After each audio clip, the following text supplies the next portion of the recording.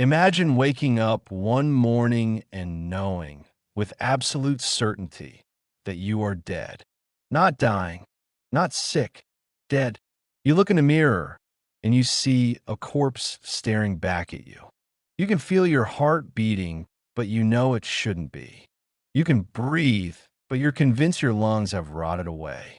You walk, you talk, you exist in this world, but deep in your consciousness, there's an unshakable truth that screams at you every second of every day. You are no longer alive. This isn't a horror movie. This isn't fiction. This is a real medical condition that has haunted humanity for centuries, and what scientists discovered inside the brain of one patient shocked the entire medical community. Her name was recorded simply as Mademoiselle X.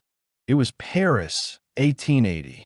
A woman walked into the office of neurologist Jules Cotard with a complaint that would change psychiatric history forever. She told the doctor with complete sincerity that she had no brain, no stomach, no intestines, no nerves. She was, in her words, nothing but skin stretched over bones. A hollow shell, a walking corpse. But here's where it gets truly disturbing. She told Cotard that she was eternally damned, that God didn't exist, that the devil didn't exist, and because she was already dead, she couldn't die again. She was immortal in her death, trapped in an endless existence of nothingness. The doctors tried everything. They reasoned with her. They showed her proof of her own existence. But nothing could shake her conviction. Why would she eat? She argued, when dead bodies don't need food. Why would she sleep when corpses don't dream? Over time, Mademoiselle X refused all nourishment, and eventually, tragically, she died of starvation.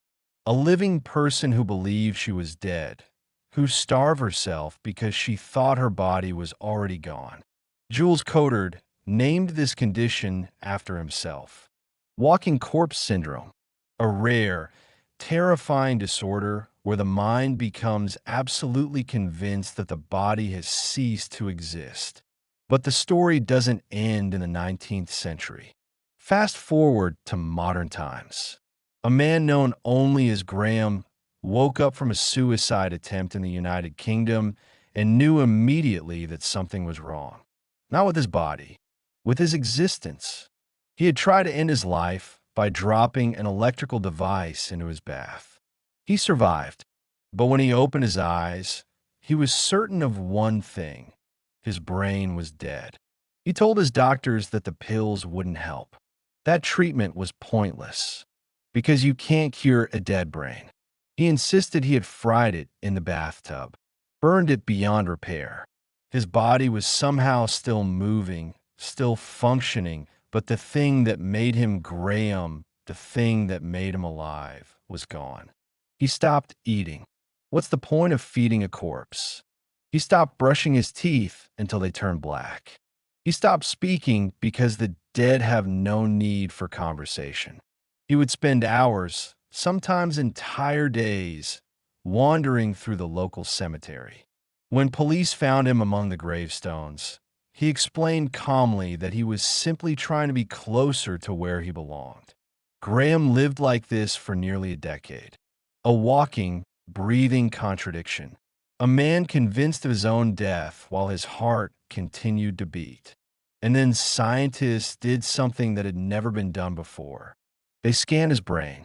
What they found sent shockwaves through the medical world. Using positron emission tomography, researchers examined the metabolic activity inside Graham's skull. They expected to find a normally functioning brain of a person suffering from delusions. What they found instead was something that defied explanation.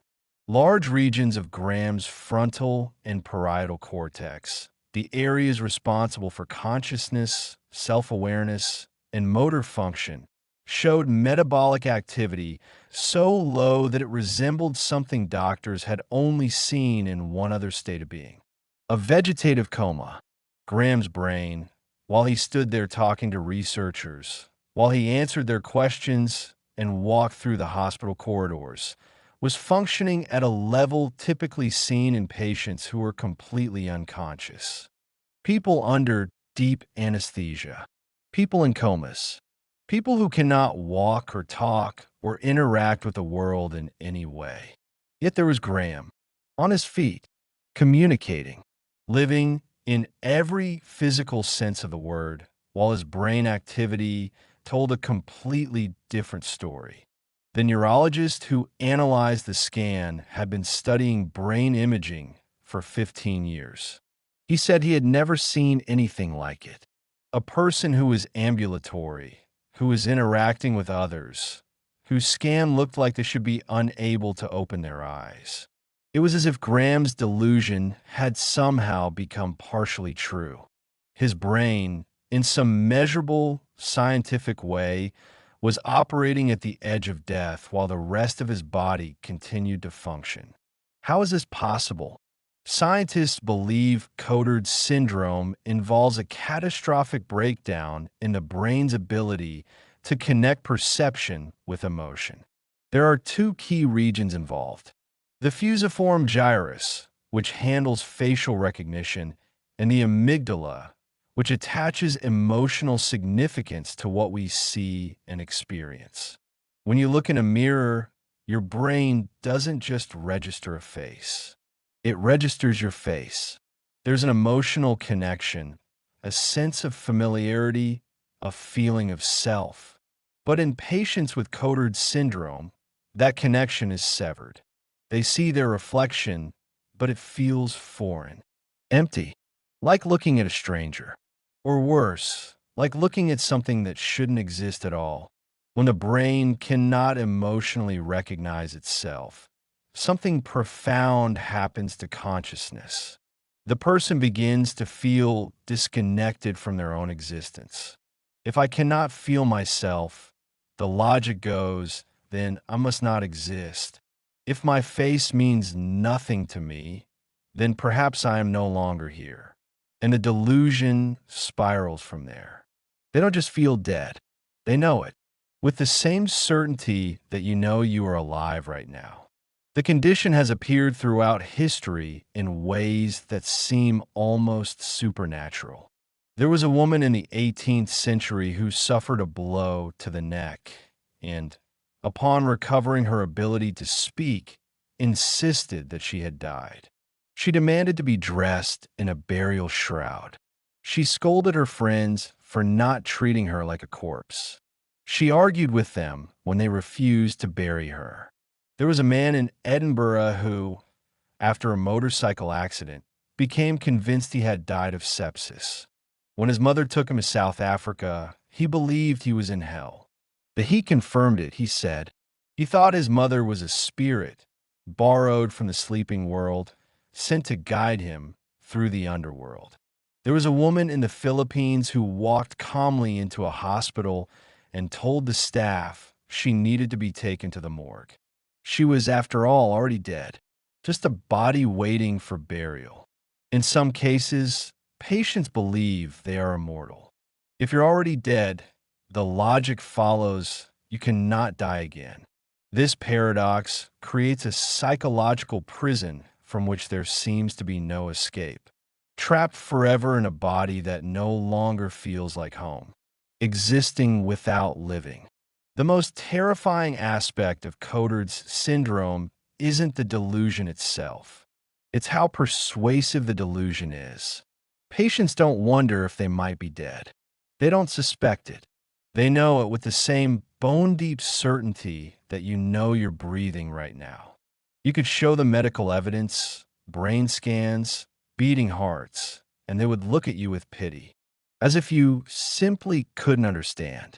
And in Graham's case, the brain scans seemed to prove him right. His brain was, in a measurable sense, barely alive. So what does that leave us? What does it mean to be alive if your brain can convince you otherwise?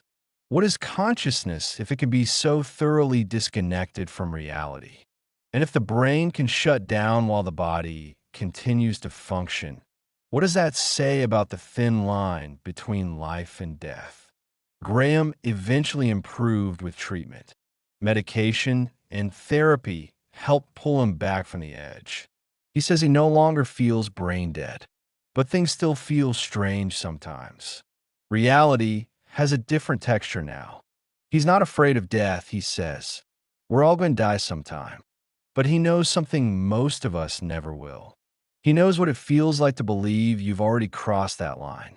To walk through a world of the living while being certain you belong among the dead. Cotard syndrome remains one of the rarest and least understood conditions in psychiatry. Fewer than 200 cases have been documented worldwide. But each case opens a window into the deepest mysteries of the human mind. How fragile our sense of self really is. How easily the brain can rewrite reality. And how the boundary between existence and oblivion might be thinner than any of us want to believe.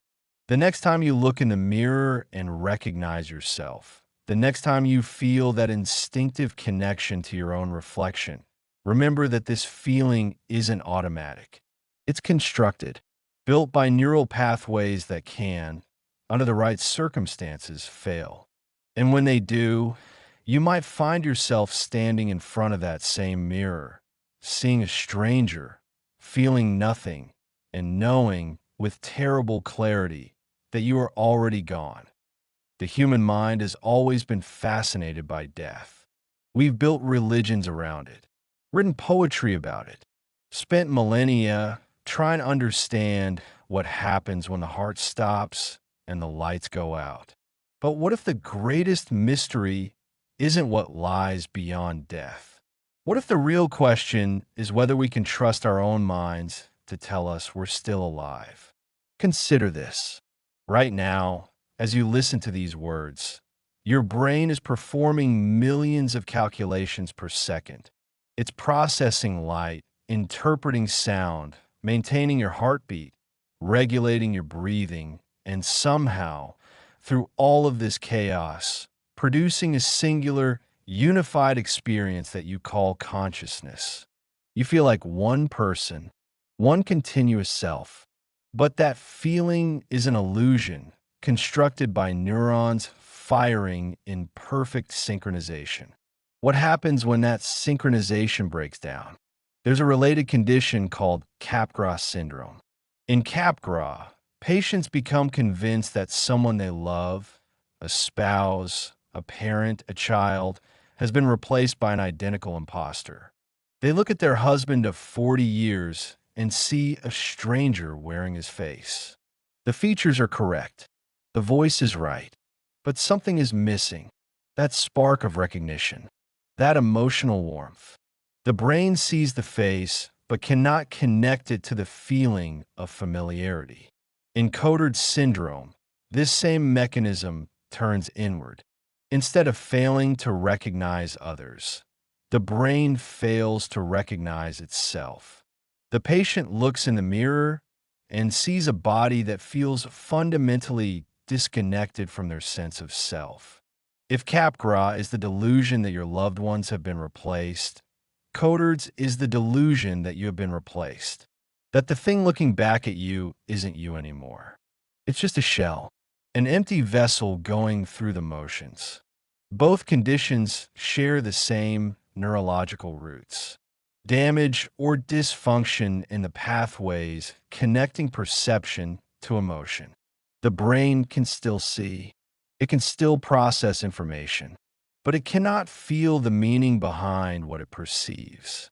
And without that emotional resonance, reality begins to unravel. But here's what makes Cotard's particularly haunting. In many cases, patients don't just believe they are dead. They believe they are damned. Remember Mademoiselle X?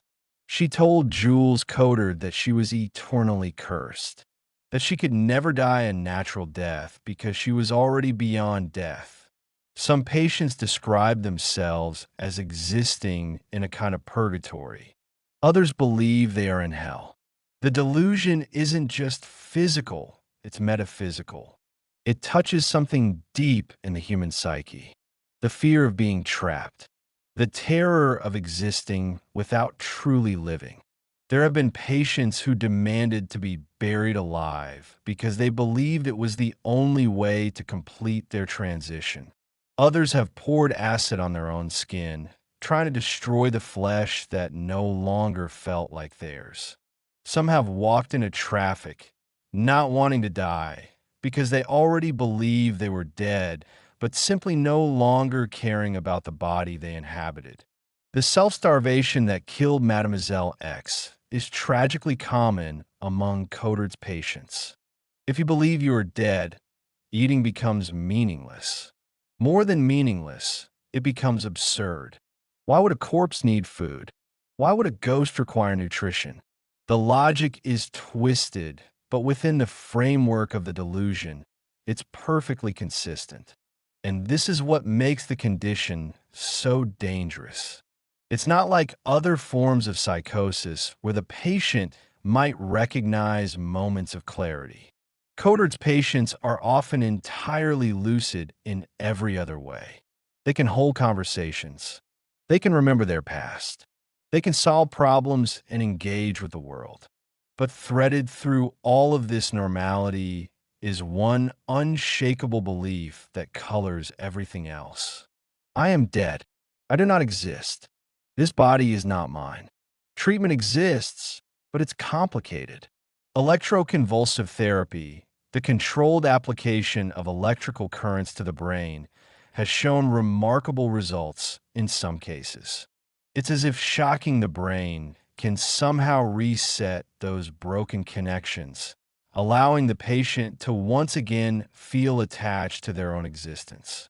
Antidepressants and antipsychotic medications can help, particularly when Cotard's emerges alongside severe depression or schizophrenia.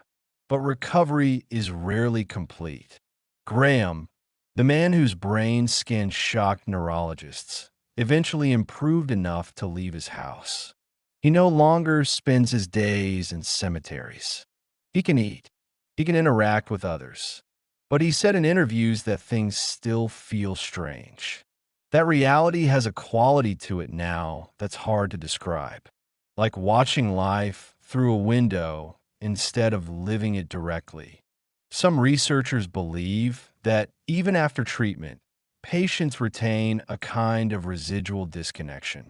The delusion may fade, but the underlying neurological damage can persist. The brain learns to compensate, to rebuild some of those broken pathways, but it's never quite the same. And this raises a profound question. If your sense of self is constructed by the brain, and that construction can be damaged, what does that mean for the rest of us? How much of who you think you are is actually real? And how much is simply your neurons telling a story that happens to feel true? Philosophers have wrestled with this question for centuries. Descartes famously declared, "I think, therefore I am." But Cotard's patients think. They reason. They exist. And yet they do not believe they are. Thinking, it seems, is not enough to guarantee a sense of existence. Some scientists have proposed that our feeling of being alive isn't just about consciousness. It's about emotional embodiment. We don't just think ourselves into existence. We feel ourselves into existence. Every moment of every day, your brain is running a background process that says, yes, this body is mine. Yes, I am here. Yes, I exist. It's so automatic, so constant that you never notice it. Like the hum of electricity in the walls. You only realize it was there when it stops. For Cotard's patients, that hum has gone silent, and what remains is a terrifying void where the self used to be. There's another dimension to this condition that researchers are only beginning to explore. The connection between Cotard's syndrome and our modern understanding of brain death. When doctors declare someone clinically dead, they're looking for specific markers. Absence of brainstem reflexes. No response to stimuli. flat lines on certain neurological tests. But Graham's case suggests that the boundaries might be more complicated than we thought. His brain, while he was walking and talking, showed activity levels associated with states that medicine typically considers incompatible with consciousness. So, what does it mean to be alive? Is it enough for the heart to beat? Is it enough for the neurons to fire? Or is there something else required, some subjective experience of existing that must be present before we can truly say someone is alive? Medical ethics has long grappled with these questions in the context of comas and vegetative states. But Cotard syndrome adds a new wrinkle. Here we have patients who are undeniably conscious, undeniably capable of interaction, yet whose brains are functioning at levels we associate with the nearly dead. And more importantly, they themselves believe they have crossed that threshold. If a person believes they are dead, and their brain shows activity consistent with a vegetative state, but they are walking and talking, which truth do we accept? The objective measurements or the subjective experience? There's no easy answer. And perhaps that's the point. The human brain is the most complex object in the known universe. 100 billion neurons, 100 trillion connections. And somehow, from this incomprehensible network of electrical impulses and chemical signals, emerges consciousness. Emerges you. Emerges the feeling that you exist, that you matter, that you are reading these words right now. But that emergence is not guaranteed. It can be disrupted. It can fail. And when it does, the results challenge everything we think we know about what it means to be human. There's a case from India that still haunts the medical literature. A man became convinced that he was a ghost haunting his own family. He would wander through his house at night, watching his wife and children sleep, believing that he was already dead and simply unable to move on. He didn't try to communicate with them. Why would he? Ghosts can't interact with the living. He existed in a twilight zone between presence and absence, visible but convinced of his own invisibility. His family eventually found help. Treatment brought him back. But imagine those months. Imagine being in your own home, surrounded by the people you love, and believing with every fiber of your being that you are no longer part of their world, that you are observing from the other side of an uncrossable divide. There's another case from Japan. A woman in her 60s with a history of schizophrenia arrived at a hospital claiming she was dead. But she went further. She claimed her children were dead. She claimed her doctor was dead. Everyone, in her mind, had crossed over. The whole world had become a graveyard, populated by corpses who didn't realize what they were. This expansion of the delusion beyond the self is rarer, but not unheard of. It represents a complete breakdown in the brain's ability to attribute life and existence to anything at all. If you cannot recognize life in yourself, perhaps you eventually stop recognizing it in others. The loneliness of this state is almost impossible to imagine. To believe not only that you are dead, but that everyone around you shares that fate. That conversation is just the movement of air through dead lungs. That love is just the programmed responses of corpses going through motions that no longer have meaning. And yet, somewhere beneath all of this, these patients are still human, still suffering, still experiencing something, even if that something is the terrible conviction of non-existence. One of the strangest aspects of Cotard syndrome is the occasional presence of delusions of immortality. This seems paradoxical. How can you be dead and immortal at the same time? But within the twisted logic of the condition, it makes a certain kind of sense. If you're already dead, you've already experienced the thing that everyone fears. Death holds no power over you anymore. You've passed through it and emerged on the other side, still present, still aware. What else can kill you? Nothing. You're beyond death now, trapped in an eternal existence without the peace of a true ending. Some patients describe this as a curse, the inability to die properly, the horror of being stuck forever in a body that feels like a prison. They long for the oblivion that death is supposed to bring, but they believe they've been denied it, condemned to walk the earth indefinitely, neither alive nor truly dead. The religious and cultural implications of this delusion are fascinating. Across history, humans have told stories of the undead: vampires, zombies, ghosts, revenants, creatures that exist in the space between life and death, unable to fully inhabit either state. These stories appear in virtually every culture on Earth, and now science has shown us that the human brain can spontaneously generate this experience without any supernatural cause. Perhaps these ancient stories weren't entirely fiction. Perhaps, throughout history, there have been individuals suffering from conditions like Cotards, and their testimonies became the basis for our myths of the undead. The vampire who cannot see his own reflection.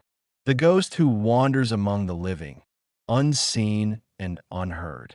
The zombie who moves through the world without truly being part of it. These archetypes may have their roots in the same neurological failures that produce Cotard syndrome today. There's something deeply unsettling about this possibility.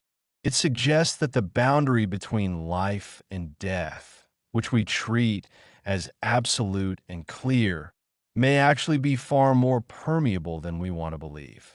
Not in any supernatural sense, but in the sense that our experience of being alive is itself a construction, a story our brains tell us. And like all stories, it can be told wrong. What would it take to convince you that you were dead? Think about it seriously for a moment. Your heart is beating. You can feel your breath moving in and out of your lungs. You can see, hear, touch, taste. Every piece of evidence available to you confirms that you are alive. And yet, if the right neurons misfired in the right way, all of that evidence would cease to matter. You would look at your own beating heart and know, with absolute certainty, that it was impossible, that hearts don't beat in corpses, that this must be some kind of mistake, some glitch in reality, because you are dead. You know you're dead. The conviction wouldn't be rational, but it wouldn't have to be. It would simply be true in the only way that matters to human consciousness. It would be true because you felt it. And feelings, when they come from deep enough in the brain, are impossible to argue with. This is the terror of Cotard syndrome. Not just that it exists, but that it reveals how fragile our grip on reality truly is. We assume that our sense of self, our feeling of being alive, is fundamental, unshakable, built into the very structure of consciousness. But it's not. It's a process, a construction, and constructions can collapse. Graham recovered, more or less. He's one of the lucky ones. Many patients with Cotards don't improve. The condition can be chronic, lasting years or even decades. Some patients cycle in and out of the delusion, experiencing periods of clarity followed by descents back into the conviction of death. Others remain trapped indefinitely, their treatment resistant to every intervention medicine can offer. But even in recovery, something remains. A knowledge that most people never have to confront. The knowledge that your sense of self can be taken from you. That the feeling of being alive is not permanent, not guaranteed, not as solid as it seems. Graham knows what it feels like to lose that feeling. To wake up every morning as a corpse. To look in the mirror and see nothing that belongs to him. That knowledge doesn't go away. It becomes part of who you are, a shadow at the edge of consciousness, a reminder of how close the abyss really is. Some survivors describe a strange kind of gratitude. Having lost their sense of existence and regained it, they appreciate consciousness in a way that healthy people never can. Every moment of feeling alive becomes precious. Every confirmation that they exist, that they are here, that this body is theirs, becomes a small miracle.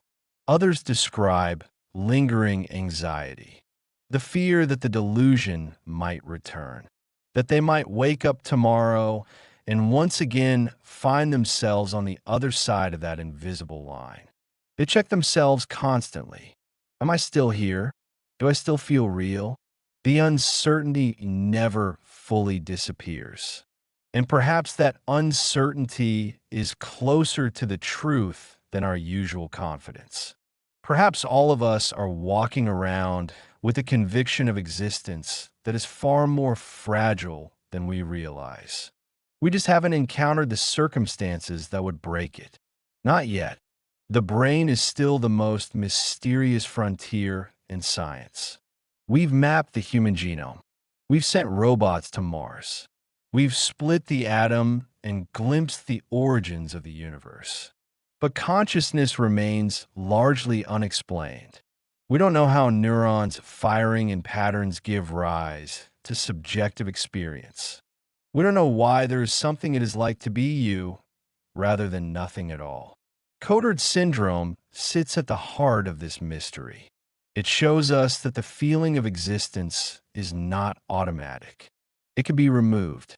It can malfunction. It can be tricked. And when it fails, we are left with a walking, talking, seemingly functional human being who insists, with complete sincerity, that they are no longer alive. What does that tell us about consciousness? What does it tell us about the self? What does it tell us about the strange, improbable experience of being a mind inside a body, looking out at a world we can never fully understand? Perhaps it tells us to be humble, to remember that everything we think we know about ourselves is, in the end, a model, a representation, a best guess constructed by biological machinery that evolved for survival, not for truth. We feel alive because it's useful to feel alive. It keeps us eating, breathing, avoiding danger, seeking connection. But that feeling is not the same thing as being alive. It's a signal, a message, and signals can be disrupted. Somewhere in the world right now, someone is waking up with the unshakable conviction that they died in the night. They will look at their hands and see the hands of a corpse. They will hear their own voice and wonder how the dead can speak. They will move through a world that feels like a dream, populated by people who cannot understand what they are experiencing. They are alive. Every medical test would confirm it. But they will know, with more certainty than they have ever known anything, that they are not. And the most terrifying part? There's no way to prove them wrong. Not to them. Not in any way that matters. Because the part of the brain that would understand the proof is the same part that's broken. The system that should confirm existence is the system that's denying it. It's a perfect trap, a closed loop, a prison with no doors. And it reminds us, if we're willing to listen, that the self we take for granted is not as solid as it seems. That the line between alive and dead might be nothing more than a story we tell ourselves. There's a question that philosophers have debated for thousands of years. What makes you you? Is it your body? Your memories? Your personality? The continuous stream of consciousness that flows from one moment to the next?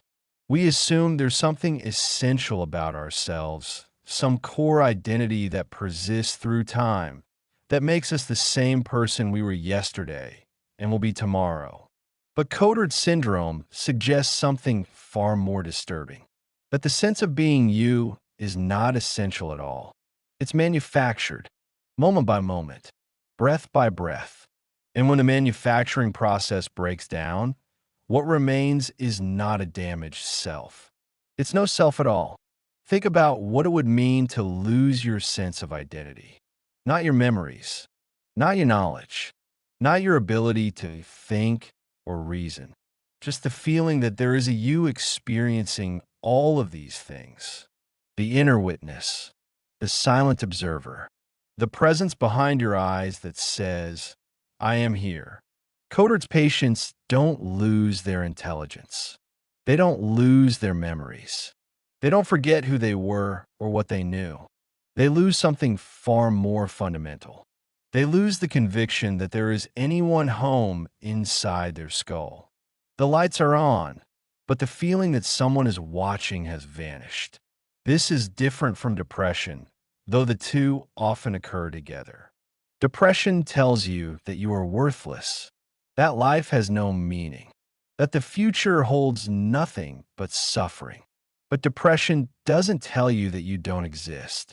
It doesn't convince you that your body is a hollow shell being piloted by nothing. Cotard's goes deeper. It attacks not just your will to live, but your very sense of being alive. And once that sense is gone, everything else becomes meaningless. There's a neurological concept called the default mode network. It's a collection of brain regions that activate when you're not focused on the external world, when you're daydreaming, reflecting, thinking about yourself. This network is thought to be responsible for our sense of having an inner life, for the feeling that there's a continuous narrative running inside our heads, starring us as the main character. In Cotard's patients, researchers have found abnormalities in this network. The regions that should be weaving together the story of the self are malfunctioning. They're either underactive, disconnected, or firing in patterns that don't produce the normal sense of identity. Without this network functioning properly, there's no story, no narrative, no main character, just raw experience happening to no one in particular. And when you try to introspect, when you try to find the self that should be experiencing all of this, you find nothing. An absence where a presence should be. This is what patients describe when they say they feel dead. They're not describing a metaphor. They're describing a literal experience of selflessness that is so profound, so complete, that the only framework they have to understand it is death. Because what is death, if not the end of the self? And if the self has already ended, hasn't death already occurred? The logic is impeccable, even if the premise is wrong. And that's what makes the delusion so resistant to treatment. You can't argue someone out of an experience. You can only try to change the brain processes that are producing it. There's been recent research suggesting that Cotard syndrome might share some features with near-death experiences. People who have been resuscitated from cardiac arrest often describe similar sensations. A feeling of leaving the body, of observing themselves from outside, of disconnection from their physical form. Some researchers speculate that these experiences might result from the same neural mechanisms that produce Cotard's delusions. When the brain is deprived of oxygen, when certain regions begin to shut down, the normal processes that create our sense of embodiment can malfunction. People feel like they're floating, like they're separate from their physical form, like they're watching their own death from a distance. In near-death experiences, this usually lasts only seconds or minutes before normal brain function is restored. But what if it didn't end? What if that sense of disconnection became permanent? You might wake up feeling exactly like a Cotard's patient, convinced that you died, that your body is no longer yours, that you've somehow returned to a world you no longer belong in. This connection is speculative, but intriguing. It suggests that Cotard syndrome might be touching something deep in the architecture of consciousness, something related to how the brain constructs the boundary between self and not self, between alive and dead, between existing and not existing. And it raises the possibility that all of us are closer to this state than we realize. That the feeling of being alive is not a given, but a product, an output of neural computation that can, under the right circumstances, simply stop being produced. There's a woman whose case was documented in the early 2000s. She was 53 years old. She had a history of bipolar disorder, but had been stable for years. Then, seemingly without warning, she became convinced that she was dead. But her case had a unique feature. She believed she was rotting. Not metaphorically. She could smell it. A constant, overwhelming odor of decay emanating from her own body. She told her family that she smelled like rotting fish, that her flesh was putrefying, that maggots were probably already eating her from the inside. There were no maggots. There was no smell, at least not one that anyone else could detect. But her experience was completely real to her. The olfactory hallucination was so vivid, so persistent, that it became part of her delusion. Dead bodies rot. She was dead. Therefore, she must be rotting. She asked to be taken to a morgue. She wanted to be with other dead people. She felt it was where she belonged. When her family refused, she became agitated. Why were they keeping her from her proper place? Why were they pretending she was still alive when everyone could clearly see, clearly smell that she was not? Her case responded to electroconvulsive therapy. After several sessions, the delusion began to fade. The smell disappeared. She gradually accepted that she was alive, that her body was intact, that she was not decomposing. But she never forgot the experience. She described it later as the most terrifying period of her life. Not because she feared death, but because she had experienced it. Or at least, she had experienced what her brain told her death was like. And no amount of recovery could erase the memory of those weeks spent trapped in a rotting corpse that everyone insisted was still living. The sensory hallucinations that sometimes accompany Cotard's syndrome add another layer of horror to an already horrifying condition. Some patients report feeling cold all the time because corpses don't generate body heat. Others feel numb, as if their nerves have stopped functioning. Some lose their sense of taste, because why would the dead need to enjoy food? These aren't just beliefs, they're experiences. The brain isn't just telling the patient they're dead. It's generating sensory data that supports that conclusion. It's creating an entire simulated reality of death, complete with appropriate physical sensations. This is what makes the delusion so impenetrable. If someone just believed they were dead, you might be able to challenge that belief with evidence. But when the belief is accompanied by matching sensory experiences, evidence becomes irrelevant. The patient isn't ignoring reality. They're living in a different reality altogether, one where all the evidence points to the same impossible conclusion. There are documented cases of patients who have attempted to prove their own death through self-harm, not suicide in the traditional sense. They're not trying to end their lives. They believe their lives are already over. They're trying to demonstrate a fact, to show the doctors, the family, everyone who keeps insisting they're alive, that they are clearly, obviously dead. One patient cut open his own arm to show that he had no blood. When blood poured from the wound, he was confused but not deterred. The blood must be fake, he reasoned. Or perhaps it was old blood, left over from when he was alive.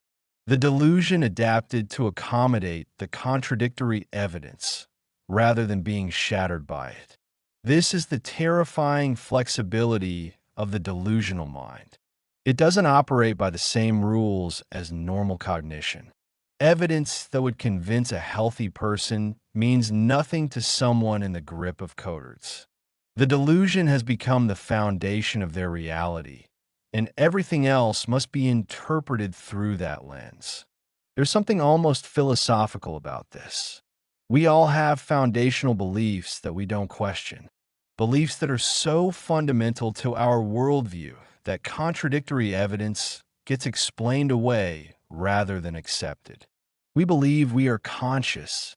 We believe other people have minds. We believe the world exists independently of our perception of it. What would it take to make you question any of these beliefs? Probably nothing. No amount of evidence could convince you that you don't have a mind, that other people are philosophical zombies, that reality is an illusion. You would explain away any supposed proof, just as Cotard's patients explain away proof of their own existence. The difference is that our foundational beliefs are shared by virtually everyone, while Cotard's patients have a foundational belief that isolates them completely. They live in a world of one, a reality that no one else can enter or understand. And they are alone with their death, surrounded by people who cannot see it. Families of Cotard's patients describe a unique kind of grief. It's not the grief of losing someone to death. The person is still there, still present, still inhabiting the same physical form. But it's not entirely the grief of mental illness either, where you can hope for recovery and maintain a connection to who the person was. Cotard's creates a strange middle ground. Your loved one insists they are dead. They look at you with eyes that seem to come from somewhere else. They talk about themselves in the past tense. They make plans for their funeral while sitting at the breakfast table. One wife described it as living with a ghost that didn't know it was a ghost. Her husband would wander the house at night, unable to sleep because the dead don't need rest. He would stand in doorways and stare at nothing. He would speak to her sometimes, but with a detachment that made every conversation feel like a seance. She would reach out to touch him, and he would pull away, not because he didn't love her, because corpses don't feel affection, because he didn't want to contaminate her with whatever he had become. He was trying to protect her in his own way, trying to keep the boundary between the living and the dead intact. The marriage survived his recovery, but she said it changed them both. He was no longer certain of his existence in the way he had been before, and she was no longer certain that the person she married could ever truly return. There was always a barrier now, a membrane of doubt, the knowledge that the mind can turn against itself in ways that nothing can predict or prevent. Children of Cotard's patients face particular challenges. Imagine being told by your own parent that they are dead, that they don't exist, that the person who raised you, who fed you, who tucked you in at night, is no longer really there. Children are concrete thinkers. They take things literally. When a parent says they are dead, a child doesn't understand metaphor or delusion. They understand the words, and those words are devastating. There's a case study of a father who developed Cotard's syndrome when his daughter was 7 years old. He would tell her not to touch him because it was wrong to touch the dead. He would refuse to eat dinner with the family because corpses don't belong at the table. He would watch her play from a distance, convinced that he was observing her from beyond the grave. The daughter developed anxiety and sleep problems. She started having nightmares about death.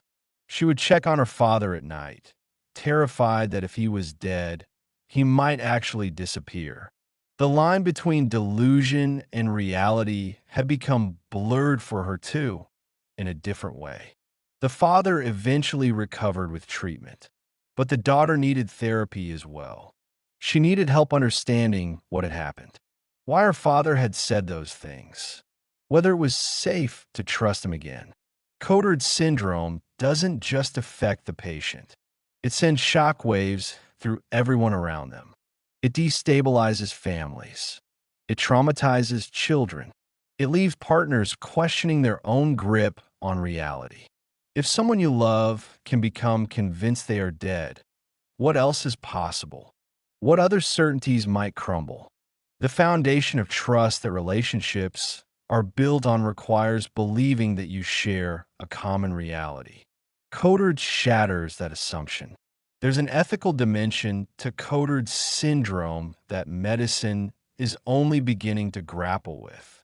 What happens when a patient refuses treatment because they believe they are already dead? Medical ethics generally respects patient autonomy. If a competent adult refuses treatment, doctors cannot force them to accept it. But what does competence mean when the patient's refusal is based on a delusion? Can someone who believes they are dead be considered competent to make medical decisions? In practice, severe Cotard's patients are usually treated under mental health laws that allow for involuntary treatment when a person is a danger to themselves. The refusal to eat, the risk of suicide, the inability to care for oneself, all justify intervention. But the philosophical questions remain unresolved. At what point does a belief become so extreme that it overrides autonomy? Who gets to decide what counts as a delusion versus a sincerely held belief? These questions become particularly fraught in cases where the patient's other cognitive functions are intact. Graham could hold conversations. He could reason about abstract topics. He could understand the arguments doctors made about why he must be alive. He simply disagreed. He had an alternative explanation for every piece of evidence they presented. Was he incompetent? Or was he just very wrong about one particular thing? The law doesn't have good answers for these questions. And as our understanding of the brain advances, as we discover more conditions that produce coherent but false beliefs, the questions are only going to become more pressing. There's another ethical issue that arises with Cotard's patients: the question of truth-telling. Normally, we consider honesty to be a virtue. We don't lie to patients about their conditions. We tell them the truth, even when the truth is painful, because they have a right to know what is happening to their own bodies and minds. But what do you tell someone who believes they are dead? If you say they have a mental illness called Cotard syndrome, they may not believe you. Their brain is telling them something different. From their perspective, you're the one who's deluded. You're the one who can't see the obvious reality that they are no longer alive. Some clinicians have experimented with alternative approaches. Rather than confronting the delusion directly, they work around it. They might say something like, "Your body still needs care, whether you're alive or dead. The stomach still requires food. The muscles still need movement." This can sometimes get better results than direct confrontation. But it raises questions about the ethics of deception, or at least the ethics of not actively challenging a false belief. Are doctors obligated to tell patients the truth? Or is it acceptable to engage with the delusion if doing so produces better outcomes? There's no consensus. Different clinicians take different approaches, and different patients respond to different strategies. The diversity of presentations in Cotard syndrome means that no single approach works for everyone. What we do know is that aggressive confrontation rarely helps. Telling a Cotard's patient that they're wrong, that they're clearly alive, that they just need to accept reality, almost never breaks through the delusion. It often makes things worse. The patient feels misunderstood. They withdraw further into their conviction. They stop trusting the people around them. The most effective treatments tend to be biological rather than psychological. Medications that alter brain chemistry. Electroconvulsive therapy that seems to reset neural patterns. The delusion is so deeply rooted in brain function that changing the mind requires changing the brain. This has implications for how we understand mental illness more broadly. We tend to think of beliefs as products of reasoning. If someone believes something false, we should be able to convince them otherwise with better arguments. But Cotard syndrome shows that some beliefs are not products of reasoning at all. They're products of brain states. And you can't argue someone out of a brain state. This doesn't mean conversation and therapy are useless. They can help patients cope. They can reduce secondary symptoms like depression and anxiety. They can help families understand what's happening. But they rarely touch the core delusion itself. The core delusion lives deeper than language can reach. There's been some fascinating research into the relationship between Cotard syndrome and the brain's predictive processing systems. Modern neuroscience increasingly views the brain not as a passive receiver of information, but as an active prediction machine. Every moment, your brain is generating predictions about what's going to happen next. What you're going to see, hear, feel. It then compares these predictions to the actual sensory data coming in and adjusts based on the discrepancies. Your experience of reality is actually a combination of prediction and sensation, with the brain filling in gaps and smoothing over inconsistencies. This system works remarkably well most of the time. It's why optical illusions work. It's why you can read a sentence with missing letters. It's why the world feels continuous and coherent even though your sensory data is full of gaps and noise. But what happens when the prediction system goes wrong? Researchers have proposed that Cotard syndrome might involve a catastrophic failure of predictive processing. The brain's predictions about the self, about the body, about existence itself become wildly out of sync with reality. And because the brain prioritizes its predictions over raw sensory data, the patient experiences the predictions as true, even when every piece of external evidence contradicts them. The brain predicts death. It predicts non-existence. It predicts decay and emptiness. And because these predictions feel more real than any external information, the patient believes them. This model helps explain why the delusion is so resistant to evidence. The prediction system operates at a level below conscious reasoning. You can't think your way out of it, any more than you can think your way out of seeing an optical illusion. The illusion persists even when you know it's an illusion, because the mechanisms that produce it are automatic and unconscious. Cotard's patients might know, intellectually, that they should be alive, that all the evidence points to life. But the prediction system keeps generating the experience of death. And experience trumps knowledge every time. This has profound implications for how we understand consciousness and the self. If the self is a prediction, then it's not as fundamental as we assume. It's a model, a hypothesis that the brain generates to make sense of its own activity. And like all hypotheses, it can be wrong. We don't normally notice this because the hypothesis is usually accurate enough.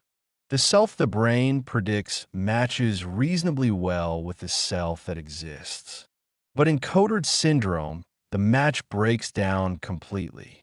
The brain predicts a self that doesn't exist, a body that is dead, an identity that has been erased. And the patient experiences this prediction as absolute truth. There's something both terrifying and liberating about this idea. Terrifying because it means our sense of self is far more fragile than we imagine.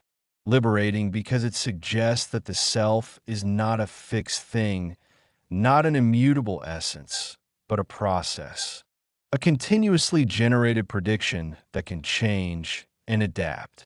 If the self is a process, then perhaps it can be repaired when it goes wrong. Perhaps new predictions can be generated. Perhaps the brain can learn to predict existence again. This is what seems to happen in successful treatment of Cotard syndrome.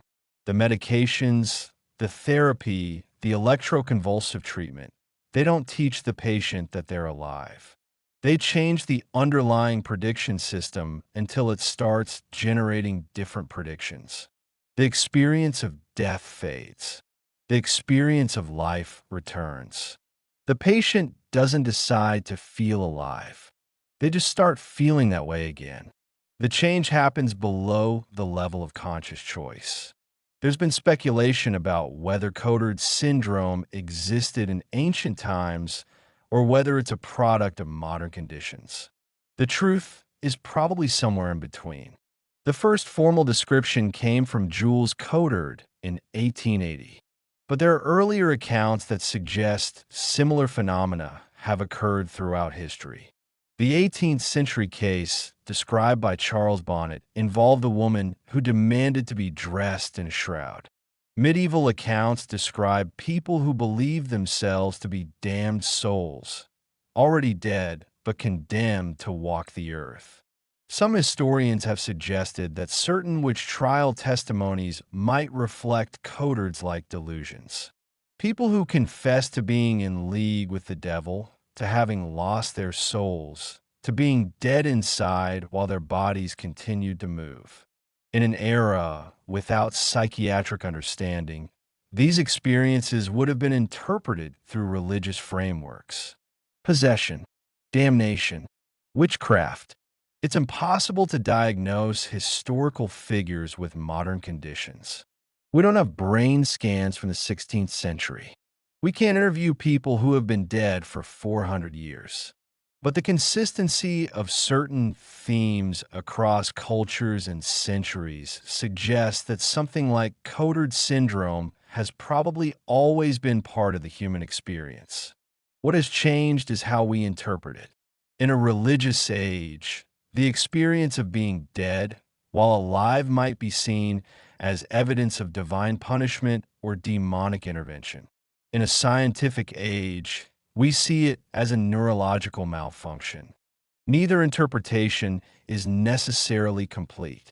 Both are attempts to make sense of an experience that defies ordinary understanding. And perhaps that's the deepest lesson of Cotard syndrome. That human experience is vast and strange and contains possibilities that most of us never encounter. That the normal feeling of being alive is not the only possible state of consciousness. That there are other ways of experiencing existence, some of them profoundly disturbing, that exist at the edges of what the brain can produce. These edge cases matter. They show us the boundaries of the possible. They reveal assumptions we didn't know we were making. They force us to question what we think we know about ourselves. Every Cotard's patient is a window into the architecture of consciousness. Their suffering, however terrible, illuminates something about how the mind constructs reality. And that knowledge, accumulated over decades of case studies and research, may eventually help us understand not just pathology, but the normal functioning of the brain. Why do we feel alive? The question seems absurd until you encounter someone who doesn't. Then it becomes urgent, essential, the most important question there is. Because if the feeling of being alive can disappear, then it must be produced by something. And if it's produced, it can be understood. And if it can be understood, perhaps it can be protected, enhanced, preserved, or perhaps the question has no answer. Perhaps the feeling of being alive is just another illusion, no more or less real than any other experience the brain produces. Perhaps we are all walking corpses in some sense, animated by neural activity that creates the temporary fiction of self. But that fiction matters. It's all we have. And Cotard syndrome shows us how devastating it is to lose it. Somewhere in the world tonight, someone is lying awake in the darkness, knowing with absolute certainty that they are dead. They can hear their own heartbeat, but it means nothing. They can feel their own breath, but it's just air moving through a machine. They exist in a hell that no religion imagined, a purgatory of awareness without being, presence without existence. And they are waiting for something they cannot name, an end to an existence that already ended, a death that would be redundant, a peace that seems forever out of reach. They are alone in a way that the living cannot understand. And their loneliness is a mirror, showing us what we have, what we take for granted, what we could lose without warning. The feeling of being alive. Hold on to it. It's more precious than you know.